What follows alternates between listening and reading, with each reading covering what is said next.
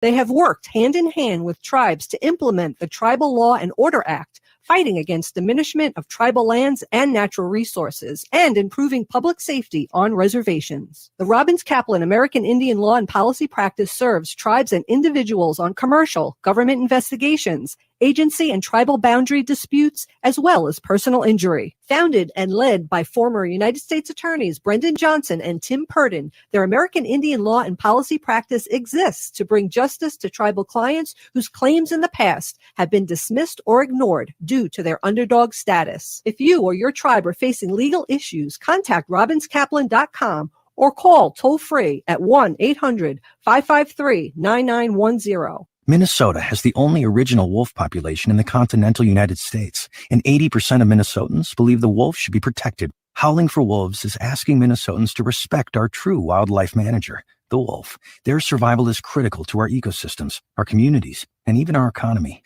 As highly intelligent animals with strong social bonds, Minnesota wolves deserve to be protected and admired. Learn more at howlingforwolves.org. Let's live and let howl.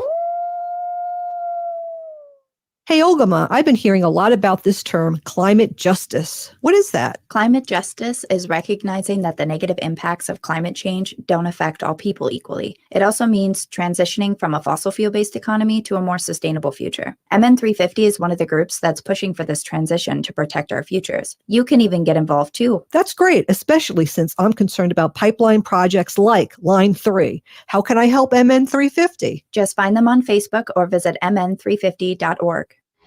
Hello, and thank you for purchasing the EasyVac 7, a wonderful invention by Scabco. Just plug it in, boot it up, and get your vaccination right at home for only 9 payments of $9.99. Don't listen to this idiot. Get your vaccine free and easy at your local clinic. Herd immunity is our best chance of beating this pandemic. # protect your herd. Brought to you by McGizzy Communications and Minnesota Department of Health. With your AM 950 weather, I'm Brett Johnson. Look for a slight chance of rain and snow overnight with a low around 22, Thursday cloudy with a high near 30, and Friday snow with a high around 18. Victor's 1959 Cafe on Grand Avenue is a little piece of Cuban cuisine right in South Minneapolis. Favorites include the Ropa Vieja, sweet plantain omelet, seafood paella, and more. They're open for both indoor dining room seating and takeout orders. More at victors1959cafe.com. Portions of Native Roots Radio may be pre-recorded. It's a good day to be indigenous. Get up, stand up. They are going to become more brutal. Couldn't cut, hit me cut again. Because all the hippies were trying to be Indians anyway. They're going to become more repressive because it's a matter of dollars and their illusionary concepts of power. Hey, Victor. We must live in balance with the earth. And also with recent happenings at Wounded Knee. I am awake. Hey, Kadagi to all my friends and relatives in 4 directions. You're listening to Native Roots Radio presents I'm Awake, and I'm your host, Wakanja, which means distant thunder.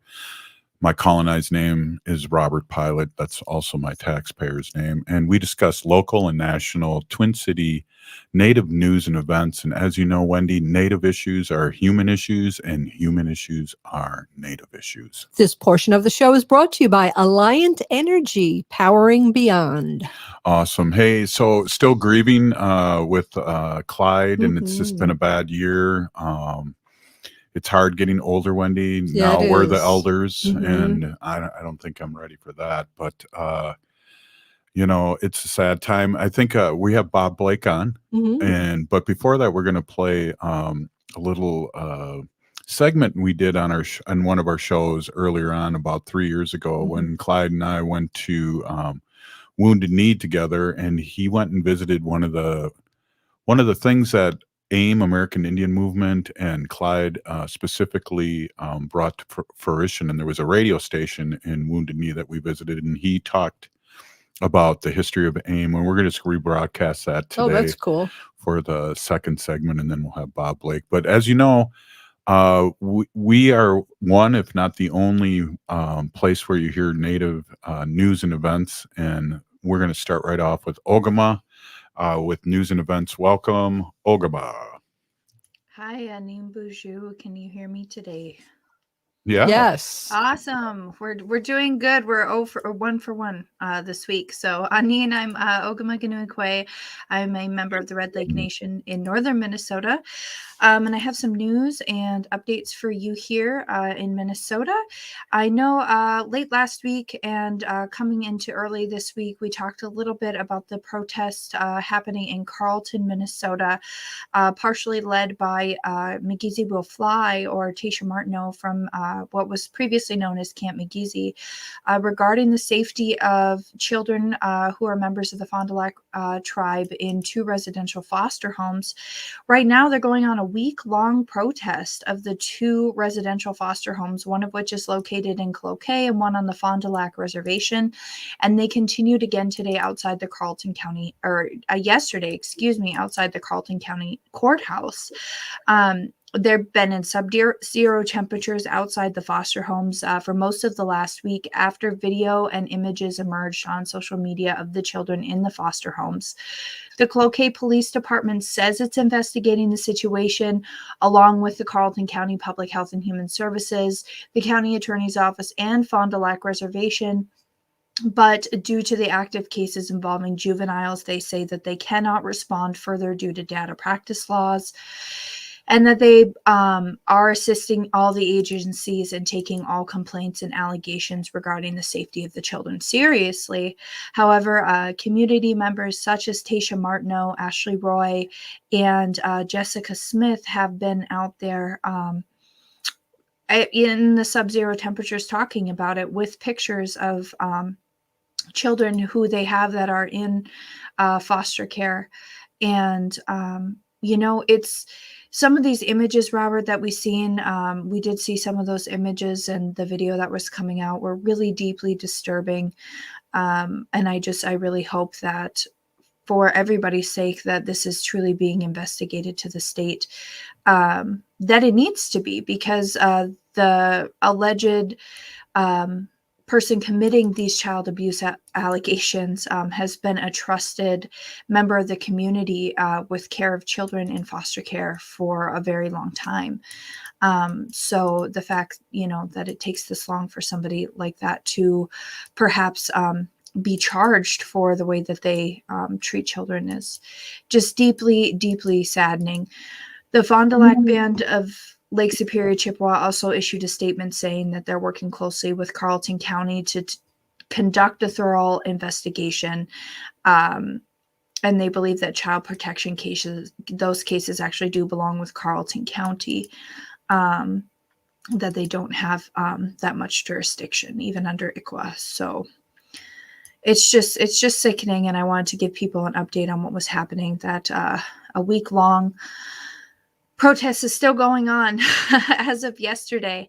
Apparently, county officials did earlier remove the children temporarily for 72 hours earlier in January, but the children were returned to foster homes at the end of the temporary hold, and nobody knows why that decision was made. So it sounds like this is not the first time somebody's made those reports. So I wanted to update people with that and what was happening with that. And then also happening in Minnesota near Tamarack, there is a mining company who wants to start mining nickel near Tamarack, Minnesota, called Talon Metals Corporation. The reason they want to work on nickel so hard is because Tesla is looking to receive at least 165 million pounds of nickel concentrate from the mine, worth about $1.5 billion at current prices. This is coming in from mining.com reports and the Minneapolis-St. Paul Business Journal. The Duluth News Tribune had also made a report saying that the nickel mine outside of Tamarack hasn't even yet begun what is likely going to be a years-long permitting process, and Tesla's deal requires shipments to start in 2026. How about hemp batteries, huh? And Winona talked about this yesterday, but how about some hemp batteries? We'll have to talk to Bob Blake about that today. At least that's sustainable. Digging up the earth for nickel isn't. Not at all. And this is likely going to be debated for the environmental impacts of the mine, as most copper and nickel mines in northern Minnesota have been, including Twin Metals and Polymet and others. Nickel and copper are often mined together, but the Talon Metals project is unusual because it's going to be prioritizing nickel over copper. However, yeah, it's not sustainable no matter what. Elon Musk, who's Tesla CEO, is calling for the nickel mining to increase in an environmentally sensitive way and trying to make it carbon neutral. However, we all know carbon neutral. Man of the year. And so did Enbridge said the same thing. Yep. Polymet, yeah. Exactly. So on a lighter note, we are one step closer right now to the movie Killers of the Flower Moon, which is exciting. They finally finished filming in late 2021, which makes us the closest we ever gotten to the movie being released, because the rights were bought back in 2016, and we've known about this for a really long time. It's got some big, hard-hitting names in it: Leonardo DiCaprio, Ernest Buckhart, Jesse Plemons. Martin Scorsese's directing it. What's the name of the movie again? Robert De Niro, Killers of the Flower Moon. You know, one about they owned all this oil, and they were like the richest Native Americans, and they were Osage or Osage people were moved to a really infertile and desolate area, and then they found a bunch of oil under it. And because they began to get so much money, the government started appointing white guardians to help them spend it. And those guardians then turned around to scheme to kill and rob them. Yeah. So that's a big part of what the story's about. Yeah, it was a smashing book, that's for sure.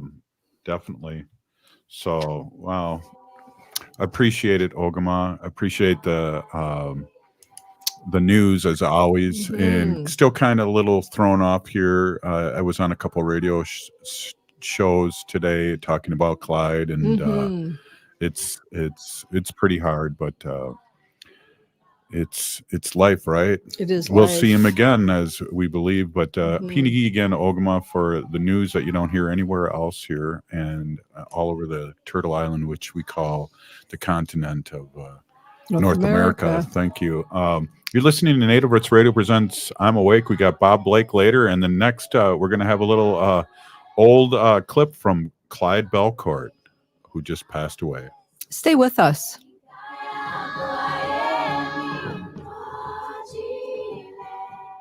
If the statistics say that 1 in 3 Native women and 1 in 6 Native men have experienced sexual assault in their lifetime, it means our whole community is affected by sexual violence. 1 is too many. Don't stand by, stand up. Don't engage in acts of sexual violence, and shut down the dirty jokes, the gossip, the victim blaming and shaming. As a community, we can change the way we respond. Contact the Minnesota Indian Women's Sexual Assault Coalition to attend a workshop to learn more. Sponsored by the Minnesota Indian Women's Sexual Assault Coalition. Hey, Ogama, I've been hearing a lot about this term, climate justice. What is that? Climate justice is recognizing that the negative impacts of climate change don't affect all people equally. It also means transitioning from a fossil fuel-based economy to a more sustainable future. MN350 is one of the groups that's pushing for this transition to protect our futures. You can even get involved too. That's great, especially since I'm concerned about pipeline projects like Line 3. How can I help MN350? Just find them on Facebook or visit mn350.org.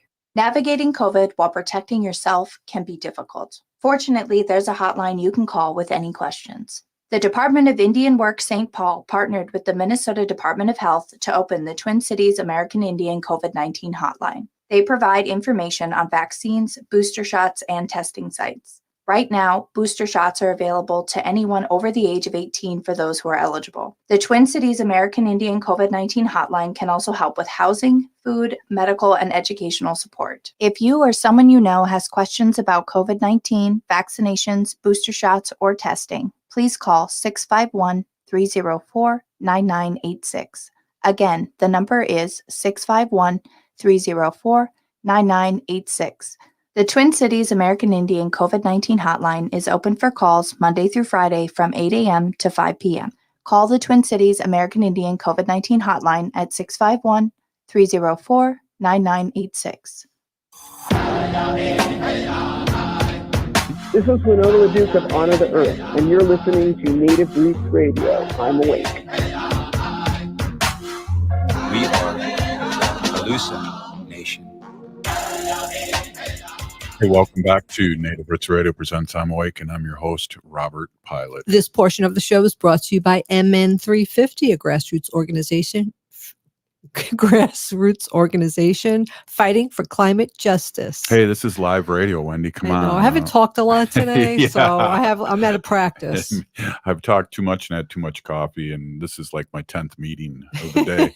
But hey, I just want to remind everyone we're going to listen to a segment that we did on Native Roots Radio roughly 3 years ago, and it was after we came back from Wounded Knee, and I was able to record Clyde during an interview about kind of the history of that radio station that we were at in Wounded Knee, South Dakota, and then also what AIM has done. So why don't we again listen to I guess the late great Clyde Belcourt, our uncle. So I'm gonna just play this here and cross my fingers that it works, because Ogama didn't do it, I did it. I'm visiting the reservation today, and to be in Keeley stations, A lot of people today don't know that following Wounded Knee, we did two things here. Number one, we started a Keeley Station, so people on this reservation and Indians across the country would know what we were up to and what we were doing. And the other one, we started a clinic right over here in Porcupine to provide services to people, and especially elders that couldn't have no cars to travel to get to clinics and etc. And then we also started schools all over, Red Schoolhouse, Hardy Earth, and at one point we had 28 schools going together all the way up into Canada. And a lot of people don't know about those things today.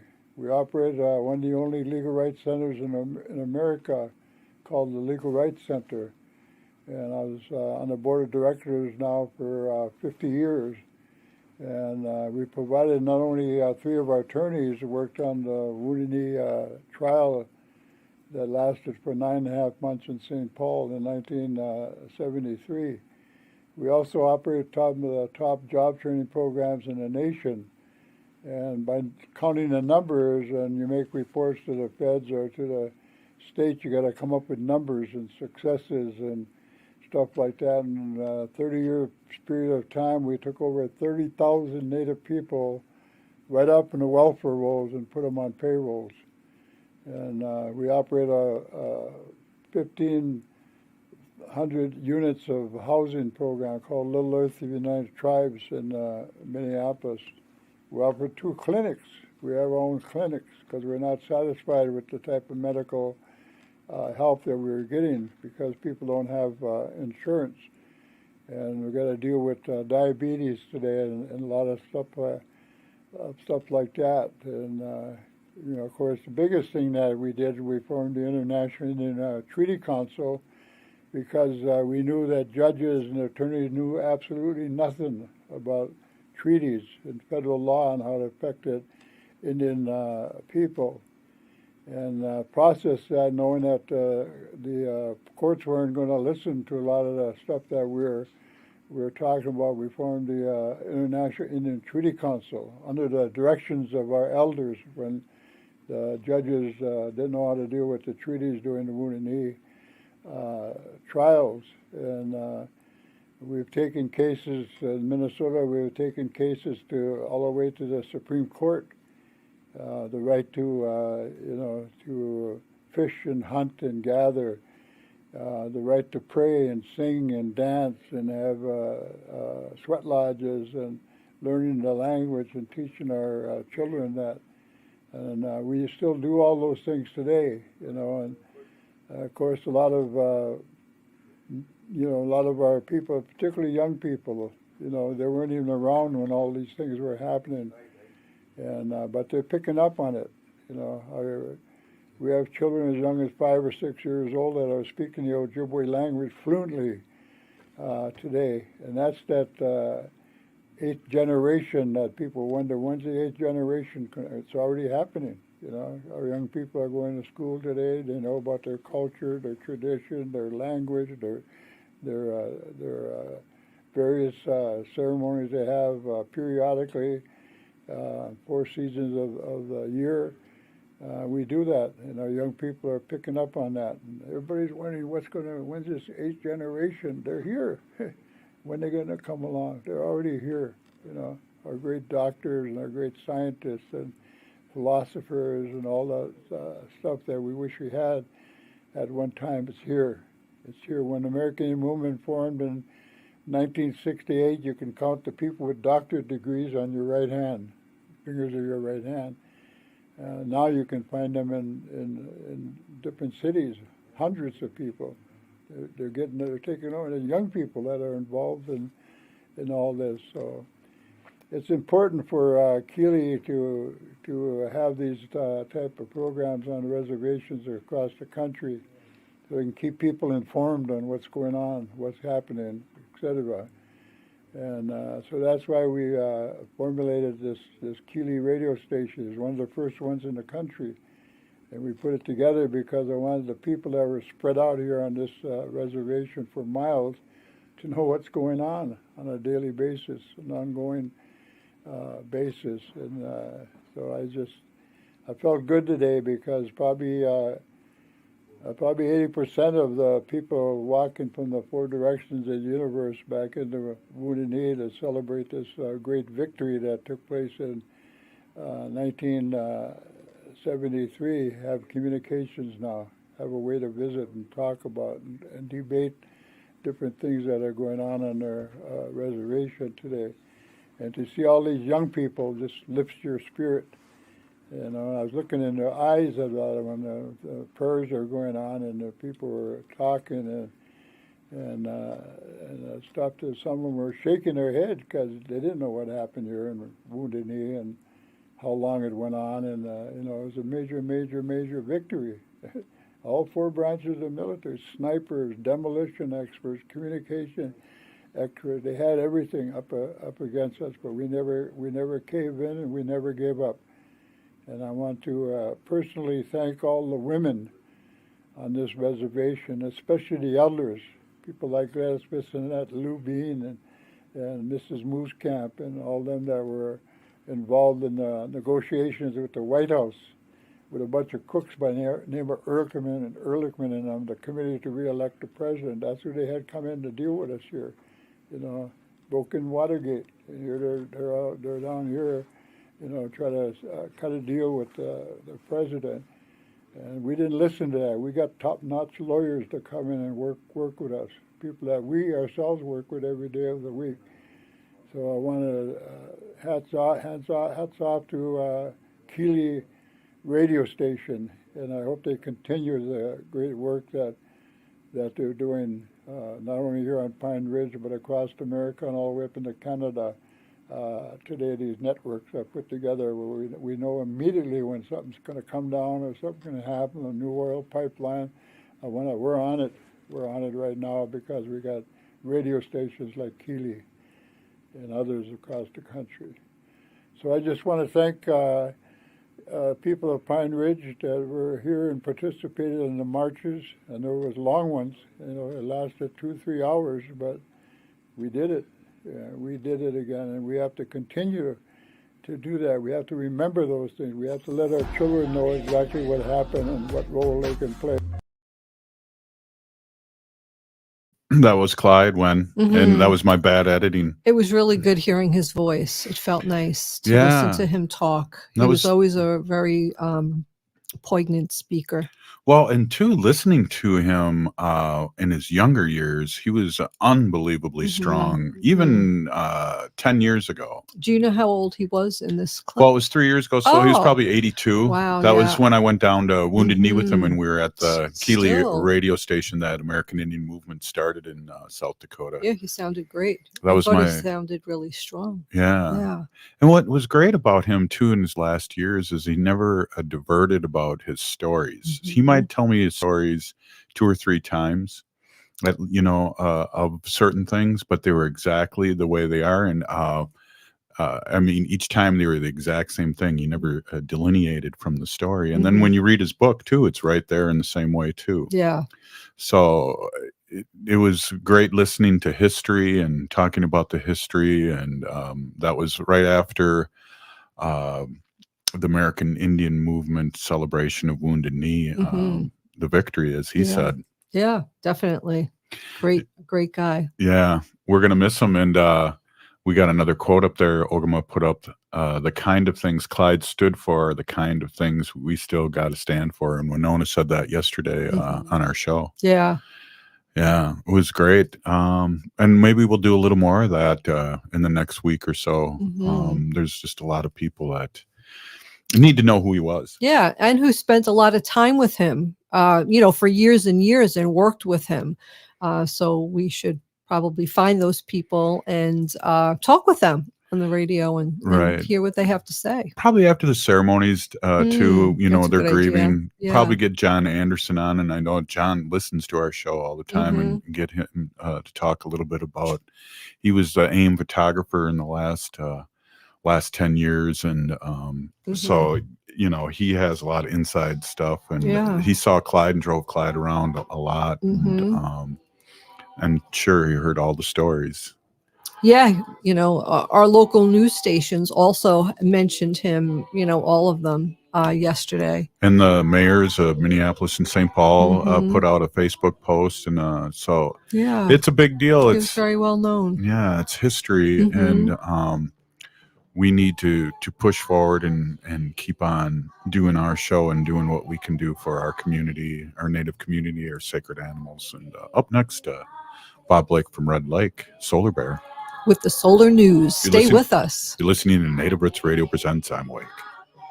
Hey, Wendy, what are we doing for dinner after the show? How about we go to J. Selby's on 169 Victoria Street in St. Paul? They have a delicious plant-based menu that's compassionate and environmentally sustainable. I'm getting their spot-on vegan Big Mac, the dirty secret. You can pick up and they deliver within a 5-mile radius, or you can call them at 651-222-3263 or visit jselbys.com. Well, you sold me one. Let's go order at J. Selby's tonight. I'm hungry. Hi, I'm Anna, and I'm 8 years old, and I'm getting my COVID vaccine. If you're between 5 and 11 years old, you can get vaccinated too. Getting the jab might seem a little scary, but there is lots of good reasons to do it. You'll be protected from COVID, and you'll be less likely to spread it to people like family and friends. Have your parents find a vaccination site by calling 651-304-9986 or visit vaccineconnector.mn.gov.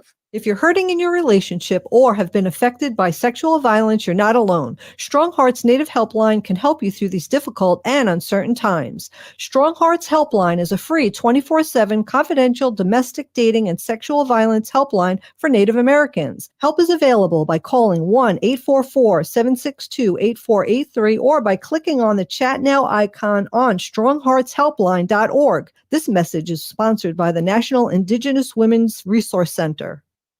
Hey, this is Tom Harbin. Listen to me weekdays from 11 a.m. to 2 p.m. right here on AM 950, the progressive voice of Minnesota.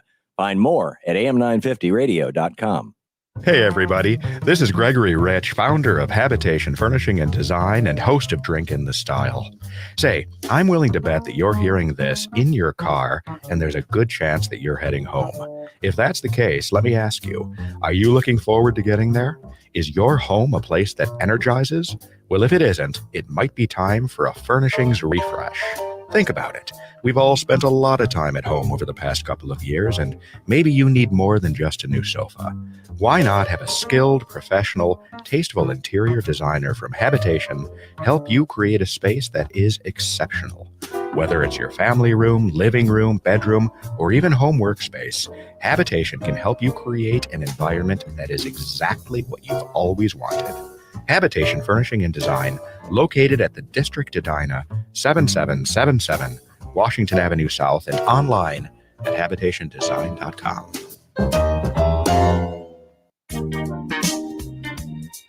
We know you'll love your pets, so make sure to listen to the Pet Buzz. This week, pet trendologist Charlotte Reed and Dr. Michael Fleck are back with some financial pet talk, also some medical updates. They'll be talking some flex facts, celebrity pet news, tell me something good, and more. That's this week on the Pet Buzz, enhancing the bond between pets and their people. The Pet Buzz, Sunday morning at 11 on AM 950.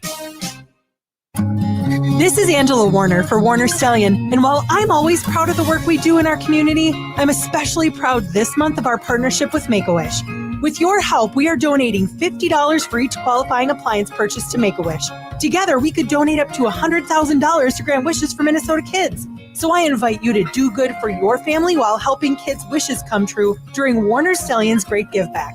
Now through January 24th, in-store or online at warnerstallion.com. With your AM 950 weather, I'm Brett Johnson. Look for a slight chance of rain and snow overnight with a low around 22, Thursday cloudy with a high near 30, and Friday snow with a high around 18. Is your furnace constantly running at home, and do certain rooms always feel colder than the rest of the house? Those are likely signs your home's attic needs an insulation upgrade, and Snap Construction can help by providing a free energy audit of your home's insulation. Call Snap Construction at 612-333-SNAP or visit snapconstruction.com. Bijou. I am Oshawashko Gijig. I'm from Red Lake Nation, and you're listening to Native Roots Radio. Welcome back to Native Roots Radio presents I'm Awake, and I'm your host, Robert Pilot. This portion of the show is brought to you by the Minnesota Indian Women's Sexual Assault Coalition.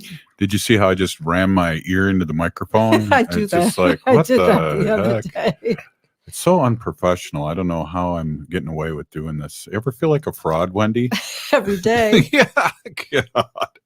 Hey, wow. We have some things to talk to Bob Blake on. We one thing, Robert Blake, who's with Solar Bear and also Native Sun nonprofit solar company. We had lunch many times with Clyde Belcourt, you and I, and there's some great pictures of us, and want to talk to you a little bit about that, of course, in your news, and then also what the heck's with Tesla messing with the deep north there. I don't know if you heard about that. I saw that, and I mean, they are trying to do everything and anything they can to source materials from all over the place, because they basically realize that that they've got competition from Ford, GM, and all these other car companies, and so they're just trying to get as many source as many materials and have as many vendors as they possibly can. Yeah, how about some hemp batteries, eh? I like the hemp battery thing, that personally myself, and the other part there is, I mean, they're lasting longer. I mean, there's so many upsides to hemp batteries, but they're constantly there's new technology coming out, with these people, and the batteries that we have now, and how they're making them last longer. It's really going to be interesting, Robert, to really see how this all plays out. But I mean, we know that electrification is the future. And you'll keep us updated, which is awesome. We talk to you every Wednesday. That's Robert Blake, who runs Solar Bear, and so it'll be good to hear the updates and what's happening, because you always have your ear to the ground. And just a quick thing before you start to report, any memories about Clyde? I know we had some really, and your family was involved with American Indian movement big time too. Yeah, I was just thinking about I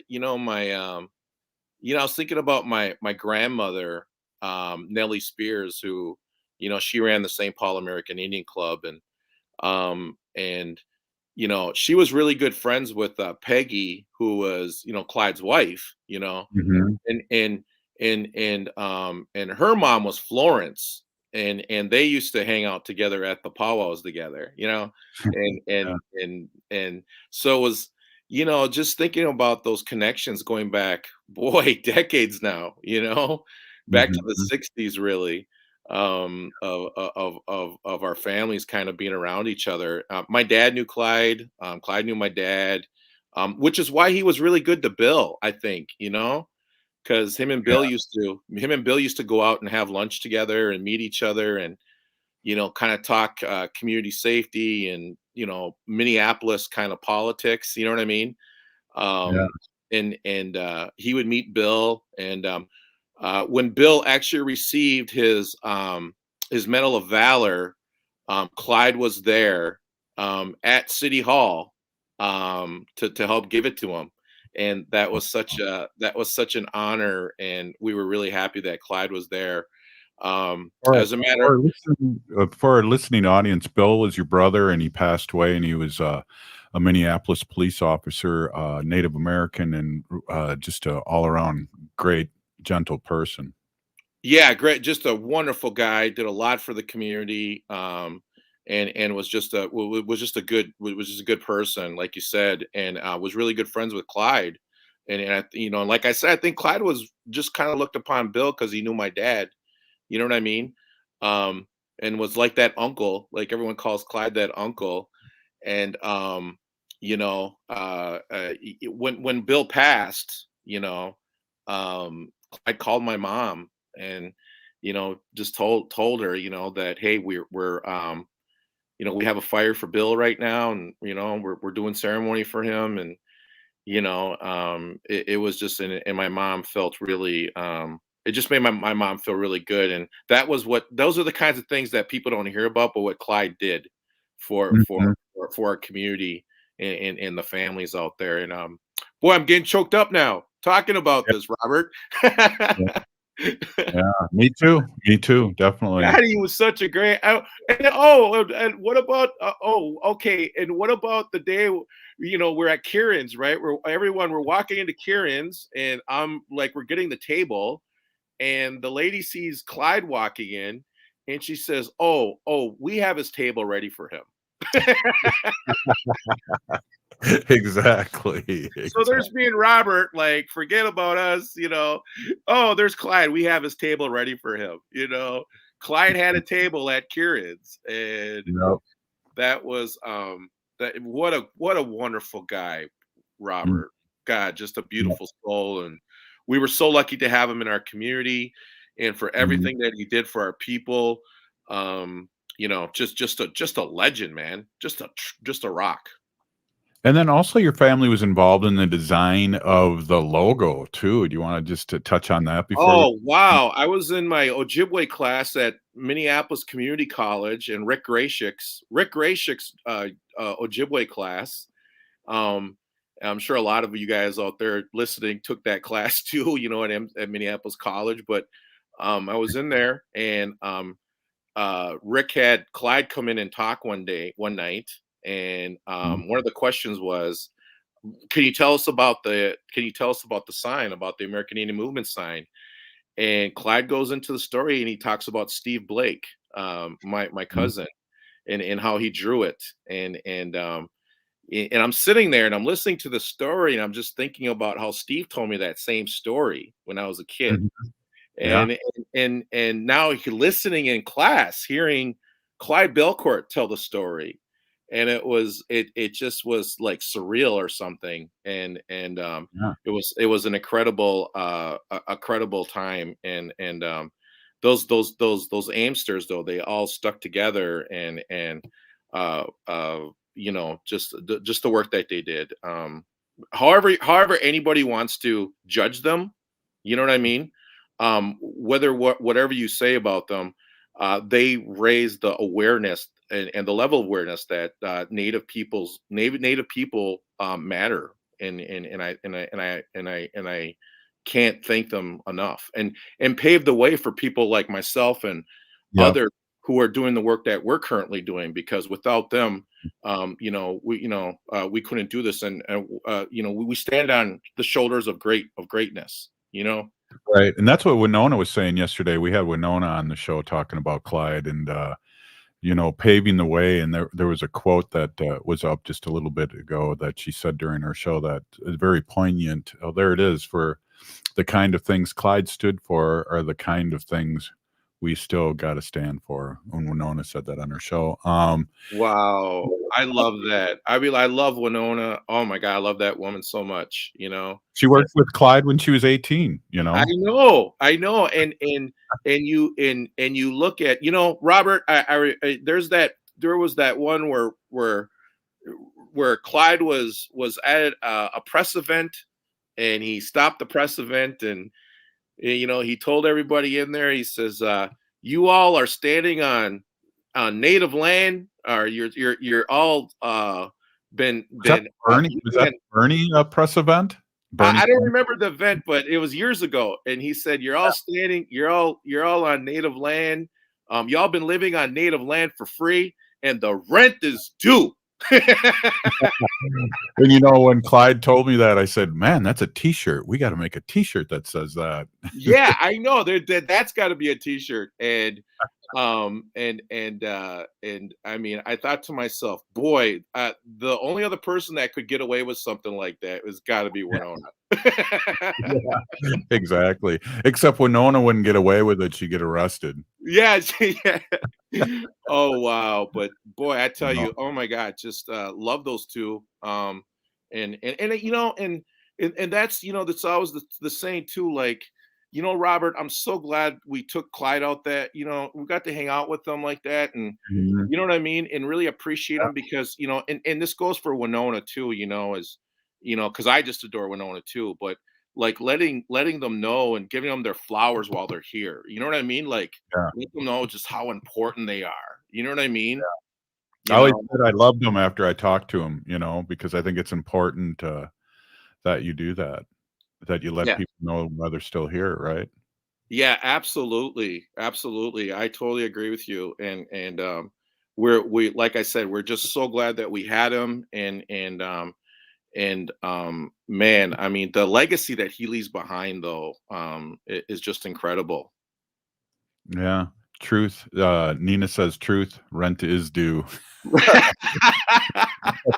They can go to land back, the big land back push that I think Nick Tilson and those guys over at Indian Collective should get one of those T-shirts made like that. And heck, Native Radio Trading Post should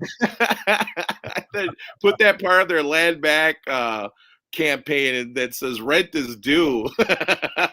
Exactly.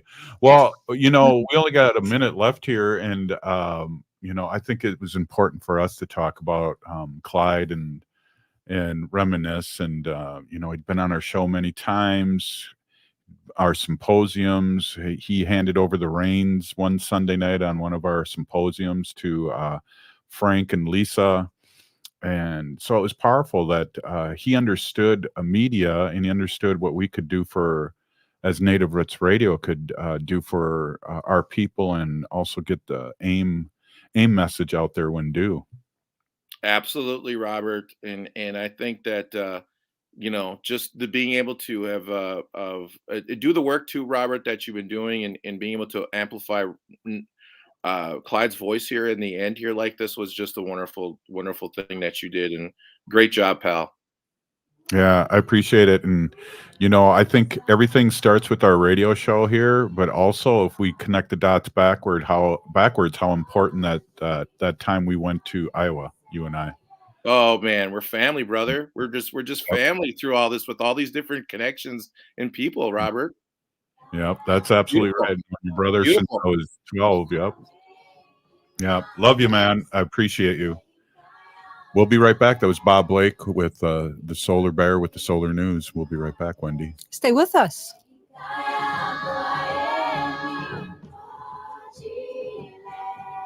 Hey, Ogama, I've been hearing a lot about this term, climate justice. What is that? Climate justice is recognizing that the negative impacts of climate change don't affect all people equally. It also means transitioning from a fossil fuel-based economy to a more sustainable future. MN350 is one of the groups that's pushing for this transition to protect our futures. You can even get involved too. That's great, especially since I'm concerned about pipeline projects like Line 3. How can I help MN350? Just find them on Facebook or visit mn350.org. What is this? It's a vaccine, Batman. What does it do? It protects you from viruses. What kind of viruses? Well, this one more specifically protects you from COVID-19 strains and variants. COVID-19? Cool. You're still going to jail, Joker. In your dreams, Batman. This message is brought to you by McGeezy Communications and the Minnesota Department of Health. Aho, relatives. My name is George McCauley, Omaha Nation. I'm a citizen of the Omaha Nation in Nebraska, but reside in the Twin Cities area. As we head into wintertime, many of us will be back together indoors. It's important to make sure you receive your COVID booster shot. Those 65 and over are recommended to receive their booster dose. Older Americans are more at risk for complications for COVID-19. So get your booster shot to make sure you stay safe and healthy this winter. All 3 COVID vaccine boosters have been approved. Find a vaccine site by calling 651-304-9986 or go to this website, vaccineconnector.mn.gov. 651-304-9986 or go to vaccineconnector.mn.gov. Hi, I'm Jane Fonda, and you're listening to Native Roots Radio. Hey, welcome back to Native Roots Radio presents I'm Awake, and I'm your host, Okan Jahade. This portion of the show is brought to you by Howling for Wolves, protecting wolves for future generations. Ooh, that was a good one. Hey, before we get too far going into your segment, Wendy, we're doing our Sacred Animals segment, which we really like to bring up, and it's been on the show for 4 years, and we're in our 5th season here on Native Roots Radio. Is that George, who read that did that ad? George McCauley. If you heard that ad that was on. Oh, the one right before. Yeah. Yeah. He's going to be he's an extra in that movie that Ogama talked about earlier. That's awesome. Just before I forget. That's so funny. I know. And then one of the things too, I don't know, Ogama, maybe you'll talk about this a little bit tomorrow, but one of the news things that came up is one of the nations up north is dealing in a good way with their language with that big company. I don't know. We can maybe talk about it tomorrow. But without further ado, and I speak French too, isn't that awesome? We mosey lawn. Mosey lawn. Cut the grass. Wendy with our Sacred Animals section. Welcome. Yeah. Hi, everybody. My name is Hanaji Hihani, and that means cares for them. And as everybody knows, I was given that name by my Dega Curtis. Mashke Hanajinga, which means walks on white clouds. So as always, Curtis, thank you very much. I am a humane policy volunteer leader for the Humane Society of the United States, and I work on animal issues at the local and state level, and it's always my pleasure to do that. And I love to talk about animals every day. I have a really awesome article here, and it's from Autobahn magazine. And it's dated January 10th, 2022. So just a couple, what's today, the 12th, like 2 days ago. And this was written by Nicholas Lund. And it's an inside the amazing cross-continent saga of the Stellers Sea Eagle. Now, I've never even heard of a Stellers Sea Eagle before. We had a dinghy that was a Sea Eagle. It was called, that was the brand, a Sea Eagle. But this is wow, look at. Yeah, this is a Stellers Sea Eagle. Now listen to this. At 10 pounds and with a 7-foot wingspan, the bald eagle is one of the largest flying birds in the United States. Yet the 2 juvenile bald eagles I saw perched, Nicholas Lund, who wrote the article, he saw perched in a tree in Massachusetts on December 20th, 2021, looked like pigeons compared to the other bird on the limb with them, a Stellers Sea Eagle. Everything about seeing a Stellers Sea Eagle in New England is incredible. It's an awe-inspiring bird about, listen to this, a foot longer and taller than an adult bald eagle, and as many as 5 pounds heavier, with a massive golden bill that looks like pirate treasure. It's rare. There are only about 4,000 of these vulnerable species left in the wild compared to hundreds of thousands of bald eagles. And of course, it's not supposed to be here. Stellers Sea Eagles are native to far eastern Russia and Korean Peninsula and northern Japan. So how did this bird get to New England? Took a cab. No, that's a joke. Did you know eagles have hollow bones? Did you know that? Why they're so big and they can fly? And that's, because they have hollow bones. Yeah. Wow. Okay, sorry. Interesting. I didn't mean to hijack your Well, it flew. It flew the whole way, and it's still flying now.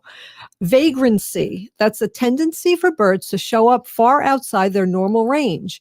It is one of the most exciting aspects of birding. The Stellers Sea Eagle is the epitome of a vagrant bird, and the same individual has been tracked across North America since it was first spotted more than a year ago. The timeline and travels of the single bird from Alaska to Texas to eastern Canada to New England must be seen to believed. Now, the biggest question for birders is where is this wandering giant? Where will it go next? So the pictures here that Ogama put up is the Stellers Eagle being seen in New Brunswick, Ontario, is the same bird photographs near Denali in August of 2020, and almost certainly the same photograph in Texas in March of 2021. So this bird has been around. So this is hard for me to say. Matanusk, Sustina County in Alaska. Americans first became aware of the bird when Alaskan birder Josh Parks photographed a Stellers Eagle, sea eagle along the Denali Highway. It was big news, but not shocking. These eagles occasionally show up in Alaska with a handful of records in the recent decades, but the Denali bird was unusual for being spotted inland, far from its typical habitat. It would be a sign of things to come. So where did the bird go next? It went to Coleto Creek Reservoir in Victoria, Texas. Then it went to Gaspé, Pennsylvania, Quebec, New Brunswick, Canada. The bird popped up in the next June, more than 2,500 miles away from the eastern Canada. So this bird is on its way. Then it went to Avon River near Falmouth, Nova Scotia. Almost 3 months after the last sighting, Nova Scotia biologist Phil Taylor spotted the Steller while birding along the Avon River. Dozens of local birders rushed to the scene to enjoy the bird during the short 2-day stay. Then it was gone again to the Taunton River in Massachusetts. Late on December 19th, word got out of a sighting in southern Massachusetts that occurred a week before. The bird was found early on the 20th. This is the most U.S. birders' first real shot at seeing the bird due to the pandemic rules, because people couldn't go back and forth to Canada, right? Oh, wow. Yeah. So, wow. Yeah. Then the bird went to Sheepscot River, Maine on December 30th. And the story continues. The bird seems to be hanging out in Maine for the time being, but where it might go if it disappears again, nobody knows. For a bird as large and powerful as the Stellers Sea Eagle, and with its history of flying great distances, there's no telling where it might show up. It has shown a preference for tidal rivers with tall trees and lots of islands. Mm-hmm. Many areas along the Maine coast fit that bill, including the Harpswell area. If it flown even more south, perhaps to escape dropping temperatures. So they're looking at this bird and they're saying that it looks rather healthy. and it's finding food. The thing is that it's not going to be able to find a mate because there aren't any here in the United States, right? And it's probably never going to make its way back over to Russia and where it originally came from. Wow. But why the bird strayed so far from its native range, it's anybody's guess. Marshall Iliff, eBird project manager at the Cornell Lab of Ornithology and one of the first to spot the eagle in Massachusetts, says scientists are just beginning to understand the tendency of raptors to wander. Raptors are more and more blowing our minds with their movements, he said, and with more observers, more cameras and digital tools like eBird, we're seeing that long-distance raptors are rare but a regular phenomenon. So we'll see where this bird goes. I'm a friend of Autobahn on Facebook, so I get the updates all the time. So it's in Maine now, and we'll see where he goes next. I hope it isn't because of climate change that this bird's here. It could be one of the reasons. They did list that as one of the reasons. Climate change, habitat loss. Yeah. Hey, I want to give a special shout out to Ogama for the news, Wendy with our sacred animal and relatives situation segment, and Bob Blake with reminiscing about Clyde. We're still here. We are the seventh generation. Free Leonard Peltier. Bonjour relatives, my name is Deanna Sandy Cloud. I'm from the Red Lake Nation and I live in Minneapolis today. As the weather gets colder,